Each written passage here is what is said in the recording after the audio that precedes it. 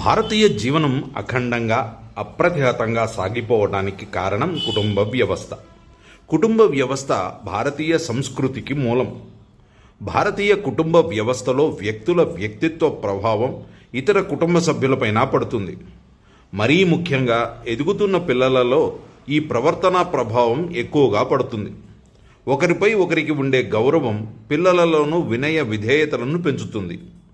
ఈ వ్యవస్థ నిరంతరంగా నిలిచేందుకు మన పూర్వులు ఏర్పరిచిన విధి విధానాలు అమూల్యమైనవి.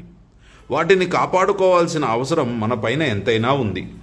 అవి 6 భకారాలతో ఆధారపడి ఉన్నాయి. అవేంటో మనం ఇప్పుడు చూద్దాం. మొదటగా భజన్. భజ అంటే తెలుసుకోవడం, అన్వేషించటం, సేవ చేయటం అనే అర్థం. ముందుగా మన పూర్వీకుల గురించి, కుటుంబ సభ్యులందరి గురించి తెలియాలి. వారి గొప్పదనం, వారి మంచి పనుల గురించి తెలియజేయాలి. పెద్దవాళ్ళు పిల్లలకు వారి గురించి చెప్పాలి.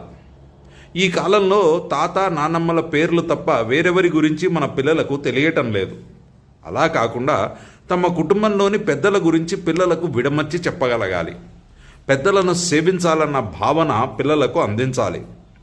తరాల మధ్య ప్రేమ భావన, వాత్సల్యం పెంపొందించాలి. ఇందుకోసం ఇంట్లో మంచి విషయాల గురించి చర్చ జరుగుతూ ఉండాలి. అదేవిధంగా కుటుంబ సభ్యులందరూ కలిసి దైవ ప్రార్థన చేయటం, అలాగే భగవంతుని లీలా విభూతులను కీర్తిస్తూ భజన చేయటం కూడా. రెండోది భోజన్. మనం మానసికంగానూ శారీరకంగానూ బలంగా ఉంటారంటే మంచి ఆహారాన్ని తినాలి. అంతేనా? భోజనం అందరూ కలిసి చేయటం ఇంట్లో చాలా ముఖ్యం. కనీసం ఒక పూట కలిసి భోజనం చేయాలి. పిల్లలకు భోజన ప్రాముఖ్యతను మనం చెప్పగలగాలి. తినే అన్నం దైవస్వరూపమని మనం భావిస్తాం. అందుకే భగవద్గీతలో చెప్పినట్లు భోజనాన్ని ప్రసాదంగా భావించి తినాలి. మూడోది భాష. సృష్టిలోని సమస్త జీవరాశులన్నింటిలో భగవంతుడు మానవుడికిచ్చిన వరం భాష.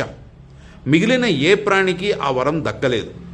భాష మన జీవనయానంలో ప్రముఖ పాత్ర పోషిస్తుంది. మాతృభాష తల్లిదండ్రుల నుంచి సంక్రమించేది. మనుషుల మధ్య అనురాగం, ఆప్యాయత, మమతానుబంధాలు పెరగడానికి ఉపయోగపడుతుంది. కనుకనే మాతృభాషను ప్రోత్సహించాలి. అలా అని వేరే భాషలను విస్మరించాలని కాదు.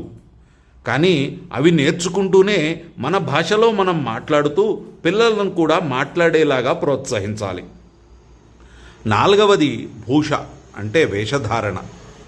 భారతీయుల వేషధారణ ప్రపంచంలోనే గుర్తింపు పొందింది. మనదైన వస్త్రధారణ శరీర ఆరోగ్యానికి మేలు చేస్తుంది. మనిషి మానసిక స్థితిని కూడా సంతులనంతో నడిపించగలదు. వాతావరణ పరిస్థితికి అనుగుణమైన వస్త్రధారణ మనది. దాన్ని మనం కాపాడుకోగలగాలి. ఈ మధ్య వస్త్రధారణ కొన్ని వెర్రి తలలు వేస్తుందనడంలో సందేహం లేదు. ఫ్యాషన్గా ఉండటం తప్పేమీ కాదు, కానీ దానికోసం శరీర అవయవాలు కనిపించేలా చిరుగులు, అతుకుల బొంతలతో కూడిన వస్త్రధారణ కాకుండా నలుగురు మెచ్చుకునేలా అందమైన వస్త్రధారణను మనం వేసుకోవాలి. ఐదవది భవన్ అంటే నివాసం. కుటుంబం నివసించే మేడ కావచ్చు, పూరి గుడిసె కావచ్చు, ఆ నివాసం ఒక ఆనంద భవనం, ఆరోగ్య సదనం, శాంతి నివాసం, సంస్కృతికి కేంద్రం కావాలి. ఏ ఇంట్లో నిర్మలత్వం, పవిత్రత ఉంటాయో అక్కడ భగవంతుడు ఉంటాడు. ఇది కుటుంబ సభ్యులందరి సమిష్టి బాధ్యత. ఇంట్లో భగవంతుని చిత్రాలతో పాటు జాతీయ నాయకుల చిత్రాలను కూడా ఉంచుకోవాలి. పిల్లలకు వారి గురించి తెలపాలి. ఇక 6వ అంశం భ్రమణ్ అంటే మార్పు చెందడం, అలాగే తిరగడం అనే అర్థాలున్నాయి. తిరగడం అంటే ధార్మిక క్షేత్రాలను కుటుంబంతో సహా సందర్శించడం, మన పురాతన ప్రాచీన వైభవాన్ని కుటుంబ సభ్యులకు, ముఖ్యంగా పిల్లలకు వివరించటం, దాన్ని నేటి సైన్సుతో ఎలా పోల్చవచ్చో తెలపడం లాంటివి చేయవచ్చు. ఇక కుటుంబం మార్పు చెందితేనే సమాజము మార్పు చెందుతుంది. అందుకని మనం మన ఇంటి నుంచే ఈ షట్ భకారాలను అవలంబించుకోవాలి. దేశ ఆర్థిక వ్యవస్థకు కుటుంబం పట్టుకొమ్మైన పొదుపు పద్ధతి భారతీయ కుటుంబ వ్యవస్థలో అనాదిగా కొనసాగుతూ వస్తున్న వరం.